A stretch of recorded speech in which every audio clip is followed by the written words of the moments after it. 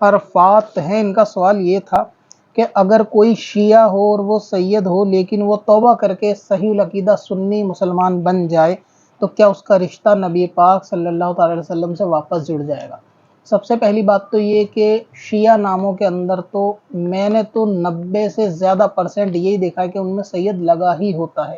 یعنی ہر شیعہ اس کے نام کے آگے اگر سرنیم میں عباسی ہوگا تو اس کے نام میں ہمیشہ سید ہوگا۔ تو اگر وہ توبہ کر کے صحیح العقیدہ مسلمان بن جائے، سچا مسلمان بن جائے، تو اس کے لیے پھر ضروری یہ ہے نسبت جڑنے کے لیے کہ اگر وہ پہلے سے سید تھا خاندانی اعتبار سے تو اس کا رشتہ نبی پاک سے رہے گا، لیکن اگر وہ خاندانی اعتبار سے بھی سید نہیں تھا، اس کے بڑوں نے بھی ایک شیعہ ہونے کے لیے سید لگا لیا تھا تو اس نے بھی لگا لیا، لہٰذا توبہ کر کے سنی بننے کے باوجود بھی اس کا رشتہ خاندانی طور سے نبی پاک سے نہیں جڑ سکتا۔